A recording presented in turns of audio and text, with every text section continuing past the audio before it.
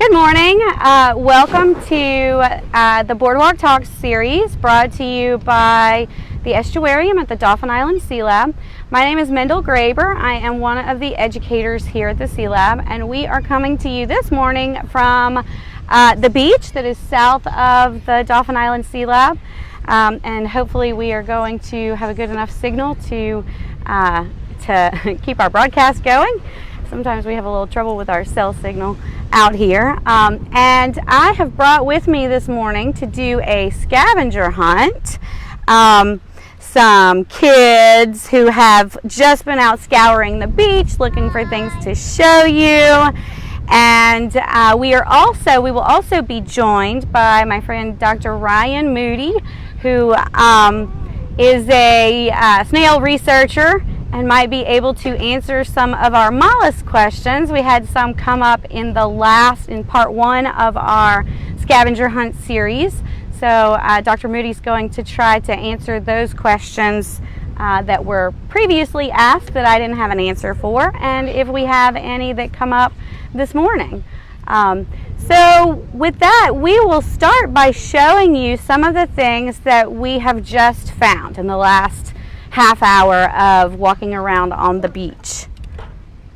Yeah, so this is Greta, and Greta has just brought me a snail shell. This snail is called an auger. It has kind of like the little thingies on it. Drill, and it is covered by an encrusting organism. Greta, you want to grab one of the magnifiers? Maybe we can magnify it.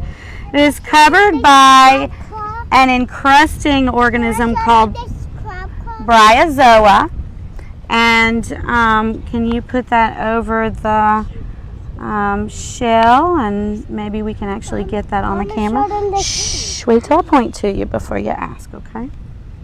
So that is a colonial animal, the crust that is on this snail shell.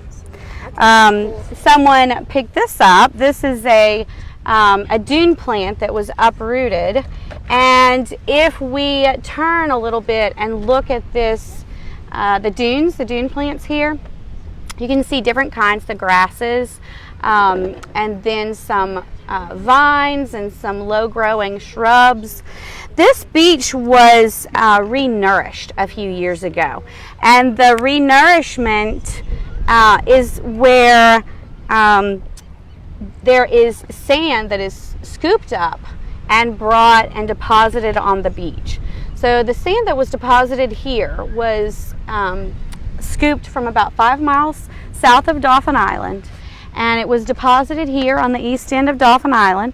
Gracie, can you pull the big laminated sheet out of that green bucket and bring it to me, please? And the currents in the northern Gulf of Mexico carry this sand, and the winds, just wait a minute, I'll let you show in just a minute, carry that sand from east to west. So the sand is blowing where we are on the dunes, because we're high, we're farther from the water, is blowing to the east and transporting this sand to the west, and it's transporting the sand generally west. So as part of the design of this project, there was sand fencing put up, and then dune plants that were planted. And this little one found something really cool that she would like to show. This is a fossilized otolith. So in the first part of this series, I made mention of otoliths. Greta, can you go get that catfish skull? And Mom, I have another one too. I know. You found a couple of them. So with this deposit, this sand deposit, as the sand was scooped up out of the Gulf of Mexico, there were a couple of fossil layers that were scooped through. And can you get the otolith that goes with it?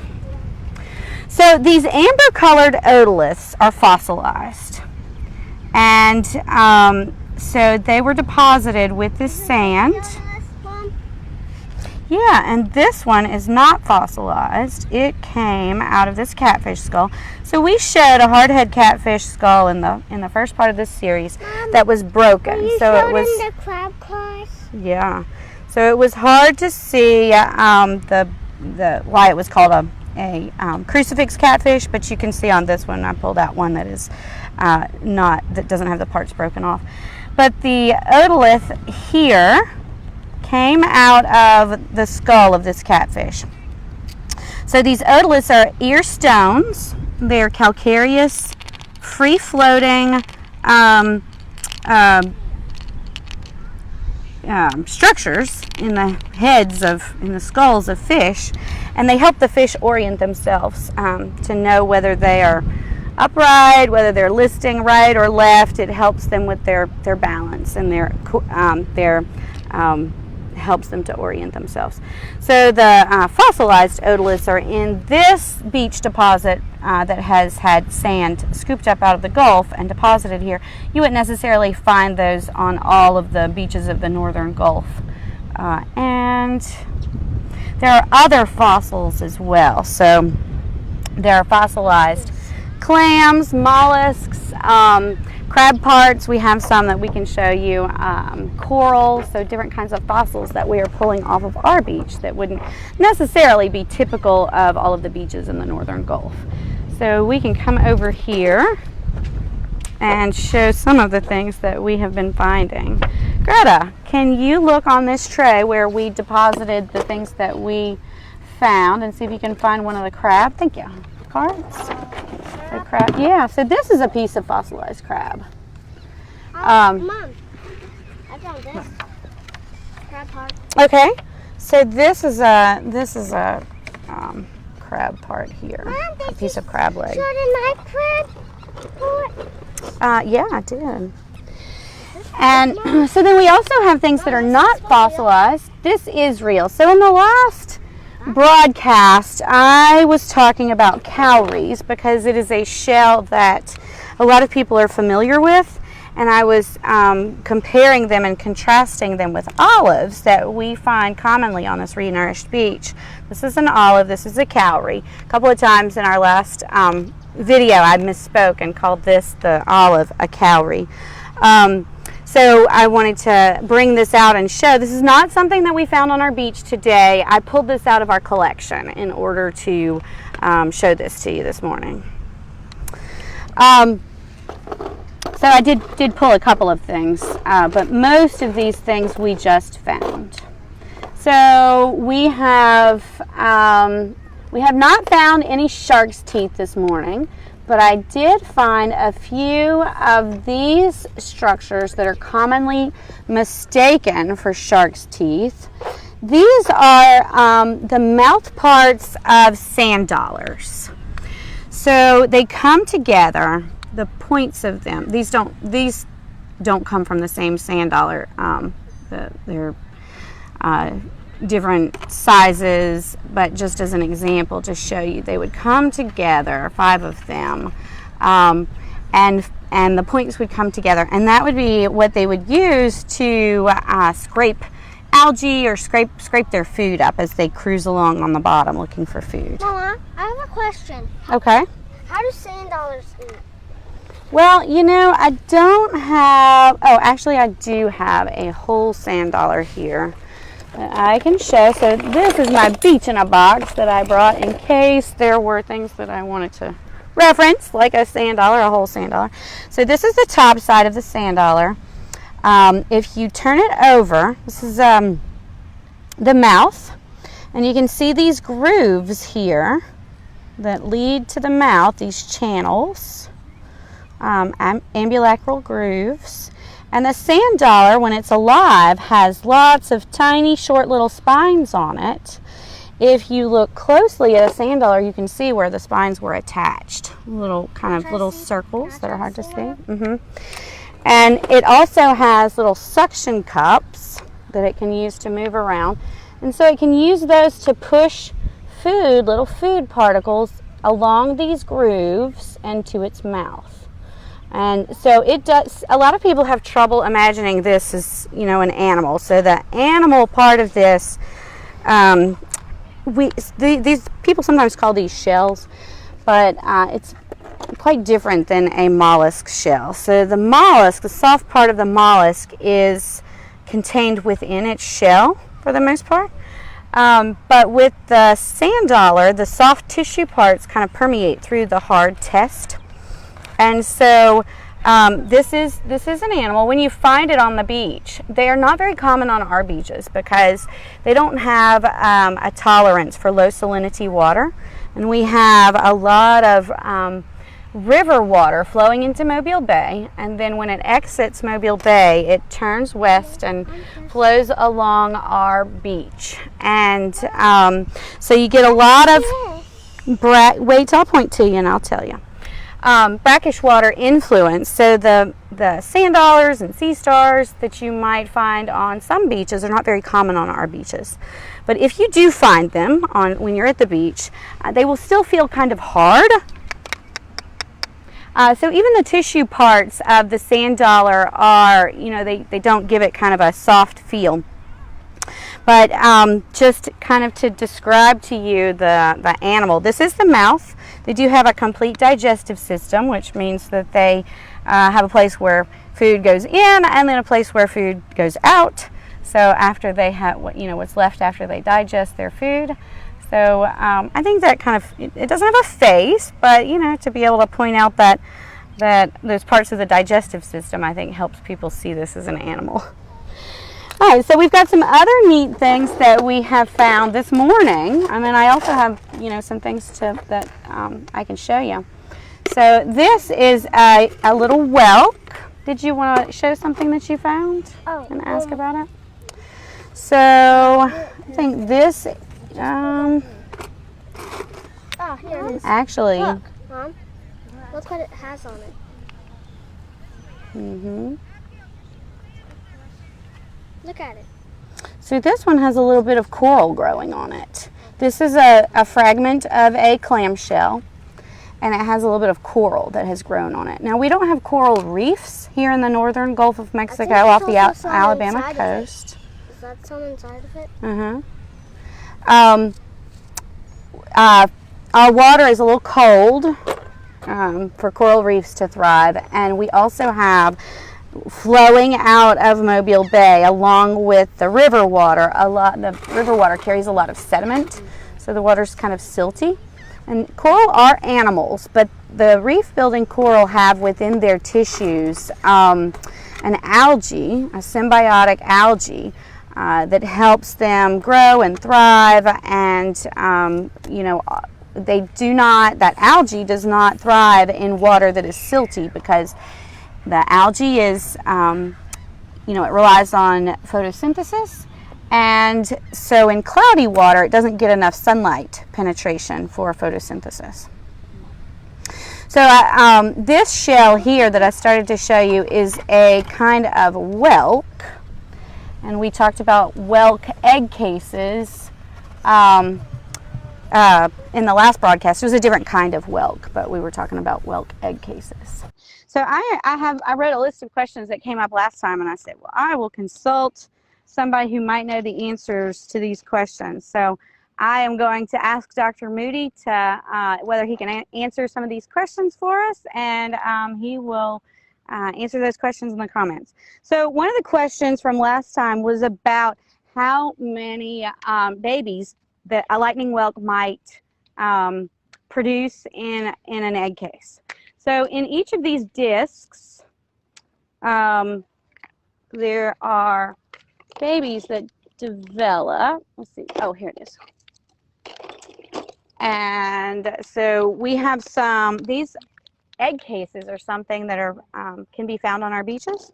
And sometimes if the discs are open, you can find these babies inside the discs if they didn't hatch and washed up on the beach. And Angela, I asked him just before the broadcast, in the last broadcast, you had asked if you find one of these on the beach, and it seems like it's still soft. If you can hear this one, it's kind of crunchy. So this one's dry. It's been out of the water for a long time. But sometimes you will find them and they're soft. And the babies inside may still be alive. And you had asked if you put that back in the water, can you maybe increase their chances of survival?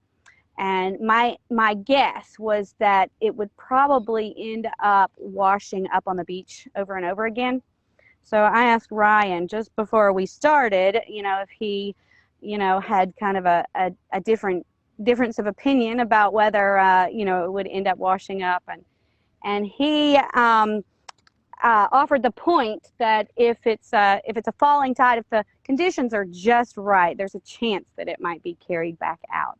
And he also pointed out that he has found the lightning whelk egg cases with babies still alive in them on the beach. Hey, Ryan. So I don't know, did you hear the questions come through? So we had one about what gives mollusks their color. Yeah, so there are pigments that are placed into the shell as it grows.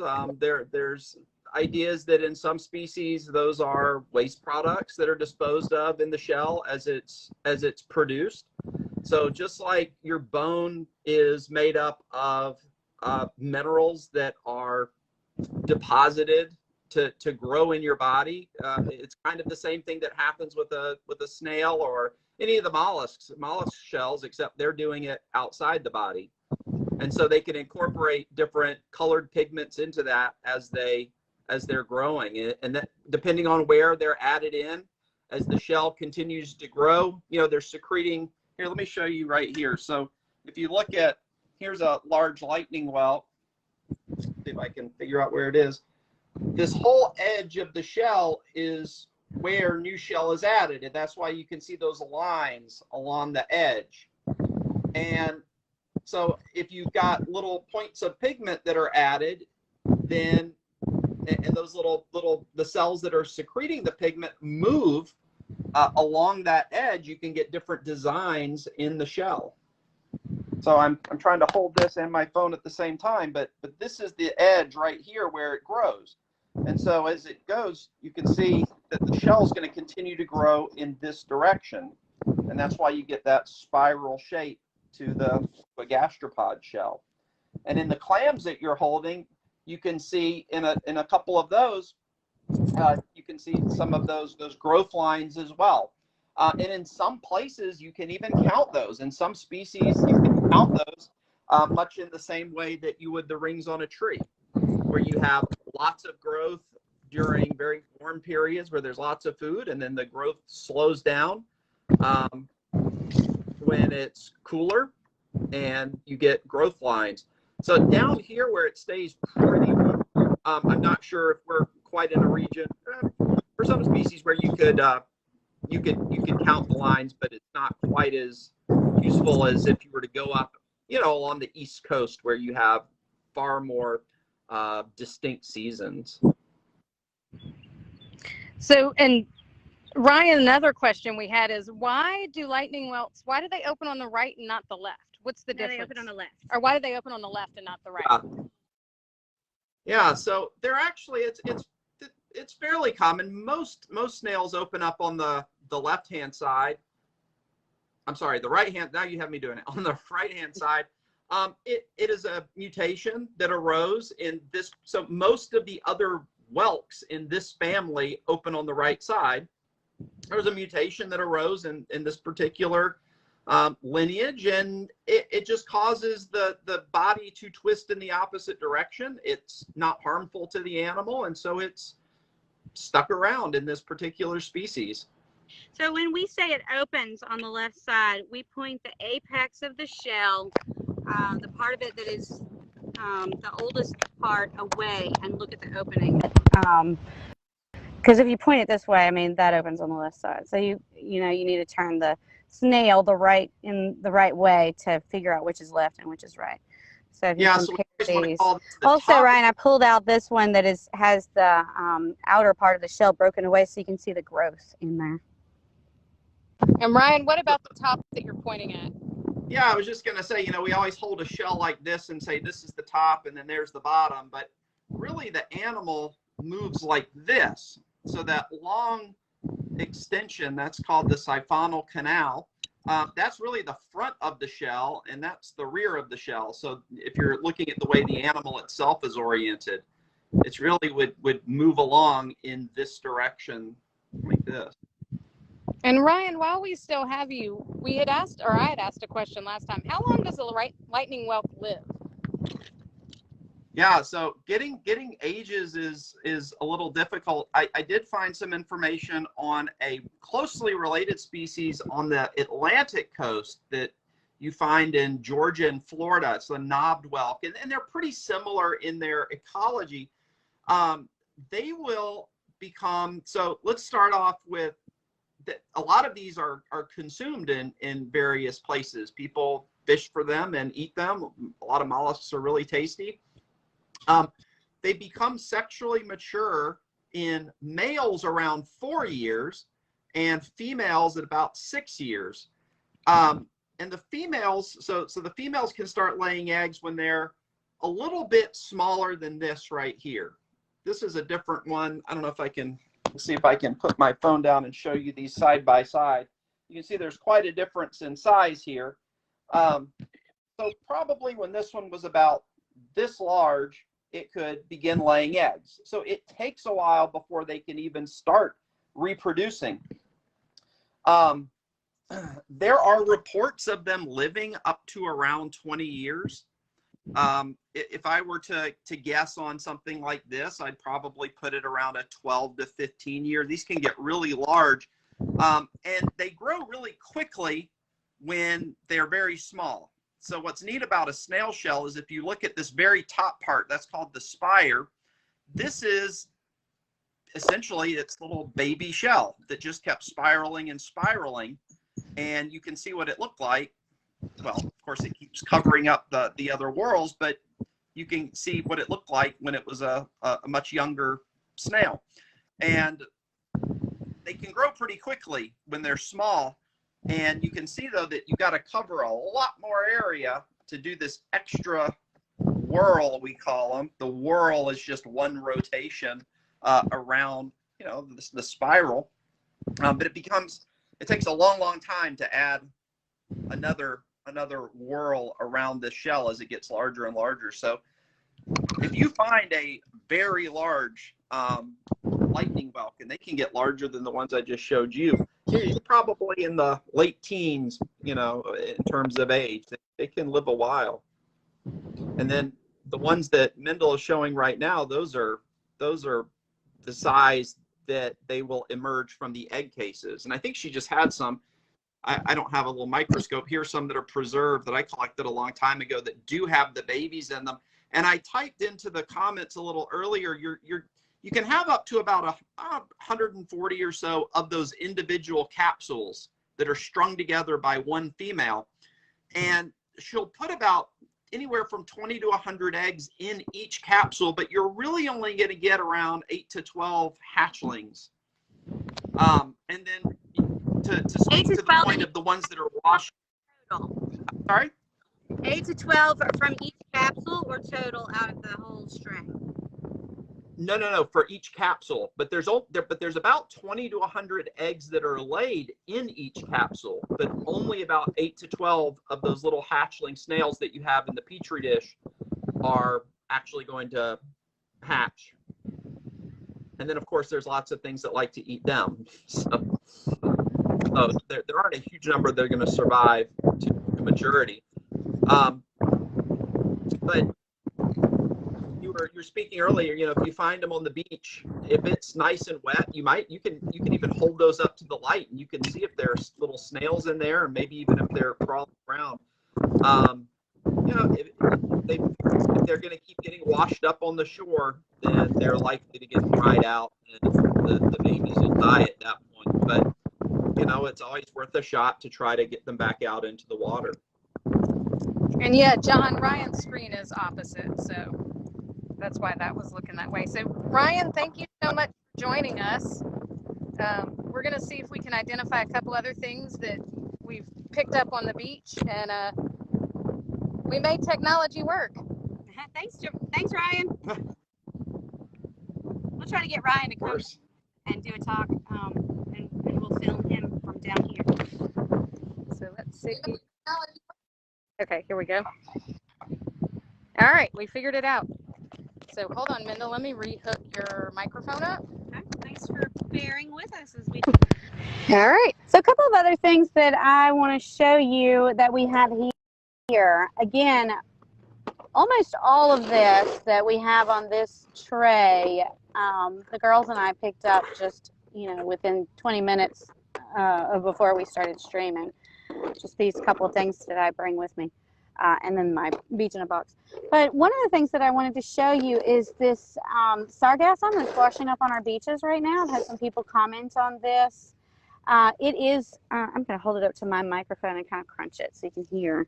It is kind of dry and crusty after it washes up on the beach and gets dried, but you might find some little patches of it out in the water if you're at the beach right now.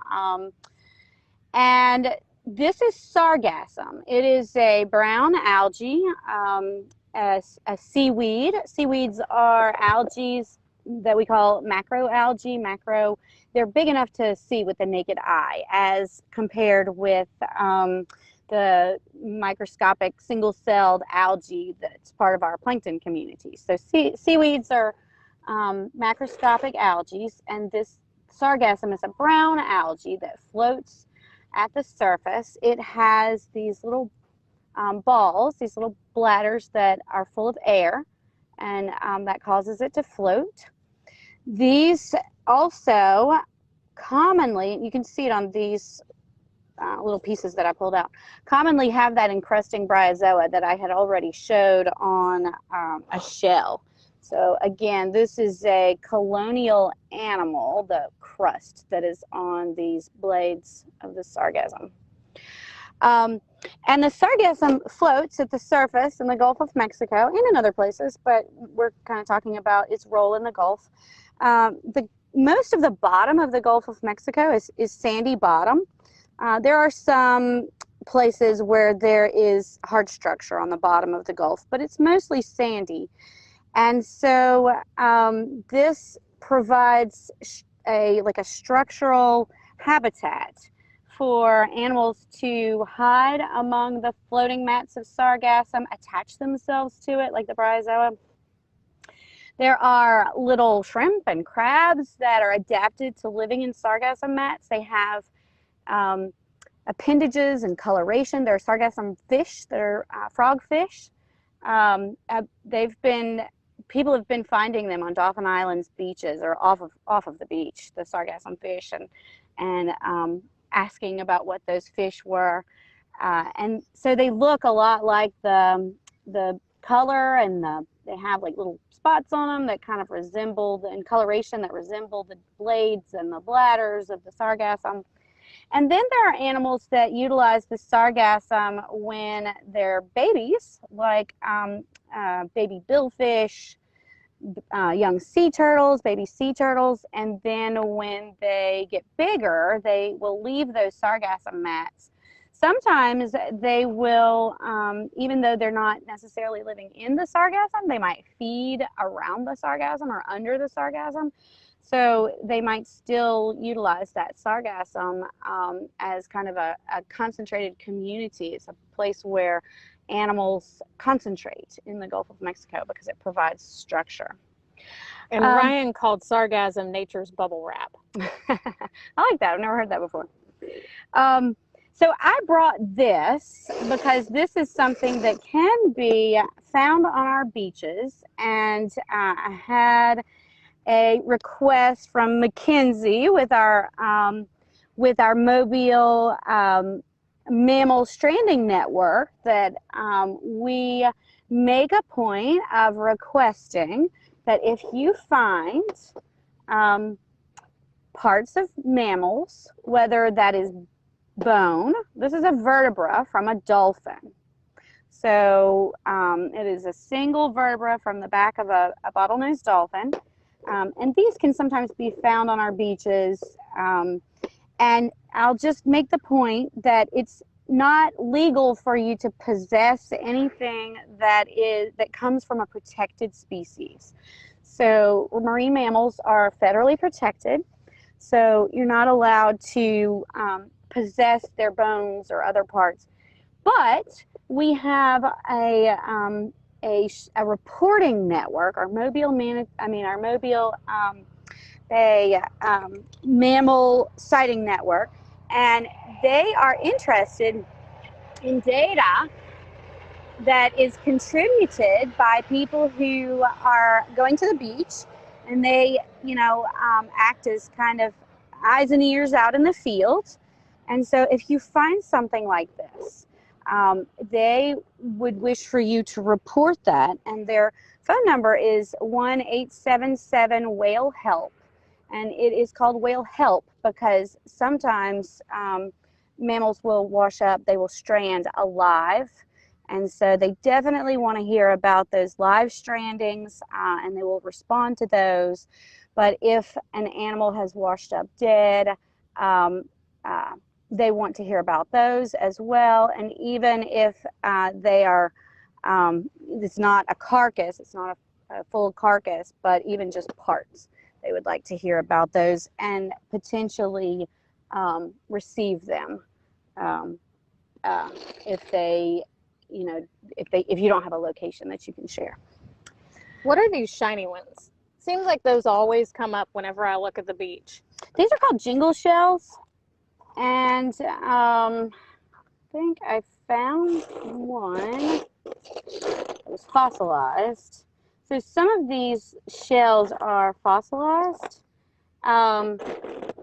Sometimes shells, as Ryan was describing the way shells get their colors, sometimes they are black or dark gray as the animals are producing the shells. But a lot of these that we're finding on our beach, they're black like this, that are dark gray, are fossils. They've been fossilized, and they were scooped up along with the fossilized otoliths and the fossilized crab parts, and so right now we're currently finding a lot of fossils on. Oh, here it is, the fossilized jingle shell.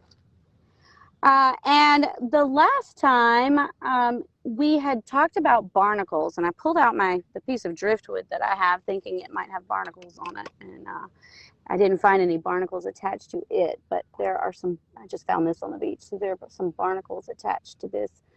So there was a question about whether they would whether they would settle on a sandy bottom, or whether they liked to attach to hard things, and they do like to attach to hard things. And let's see, this is another piece of driftwood that has been drilled by shipworms, and shipworm is kind of a misnomer. A shipworm is actually a clam. Oh, here's another one that I was going to show that I found. This one is called a baby's ear. This is a kind of snail. Flip it over on both sides. These are scallops. You find the ones that look kind of like the Shell oil symbol that are kind of shaped. And scallops are kind of interesting. They are bivalves, like clams are bivalves. But scallops have eyes, unlike clams. And they are also kind of unusual among bivalves because they swim. So scallops will take their two shells and they'll kind of open and close them, and sort of swim. Do you happen to know, this is one that I picked up. This is called a tusk shell. So what type of animal lives in that? Is it a snail, or is it? Let's see if I can pull out magnifier. Ryan might be able to tell you more about the tusk shell. And this one is covered in bryozoa, so it's a little hard to see, but you can see that it is hollow on that end.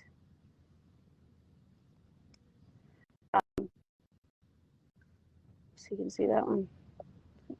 And we are finding them pretty commonly on our beaches. This is a broken piece of one, I think. I was wondering if it was a straw or a tusk shell.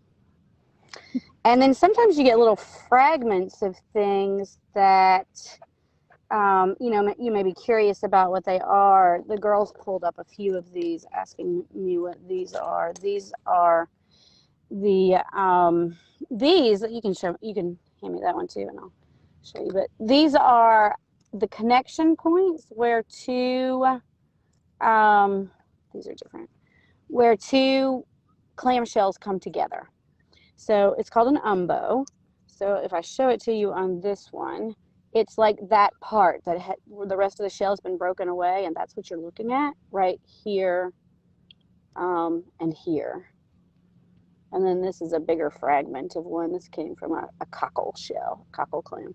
And then these that Angela just handed me are, and then that's another fragment of shell. These came from a snail. So this is it's from a smaller snail, but it's this part of the snail shell that you're seeing right there. Which we learned from Ryan is actually the front of the snail. As the snail moves, as it walks along, crawls along on its foot. Then I think this was the other one that I picked up this morning that people may not realize that it looks like a seed pod. This is a seed pod. I am not certain what kind of seed that is. It almost looks like a small pecan, but I'm not sure. Sometimes we get things that wash up on our beach. So I don't know if we can see. I'm going to pull out my picture again. I don't know. Can you show the end of the island right there? So you can see water over there. And I am going to pull out my pictures again. So we are on the east end of Dauphin Island on the south side. And so we are right at the mouth of Mobile Bay. And Mobile Bay is connected to, Mobile Bay has a very large watershed. So we are connected to an extensive system of rivers and streams. And when we get a lot of rainfall, sometimes we get these big pulses of fresh water into the bay. And then as they exit Mobile Bay, they join the longshore current flowing east to west, and they will flow onto Dauphin Island. So sometimes we get things carried onto Dauphin Island that are terrestrial or freshwater, and they may be coming from the Mobile Delta. So every once in a while we'll find some unusual freshwater or terrestrial things on our beach here. So again, there are just, you know, countless things that you can find on the beach. And, you know, there's a lot of interest here. And so we hope that folks are getting out and being curious and finding things and wondering about it and searching for those answers. And yeah. Question. Yeah. Have y'all talked about like the holes that people find that are in shells and how they got there? Yeah, let's point that out. So that is there we go. This is a pretty common beach find, and often this is a fun mystery. It looks like, you know, here's another one. Looks like maybe somebody drilled a hole in that to put it on a necklace.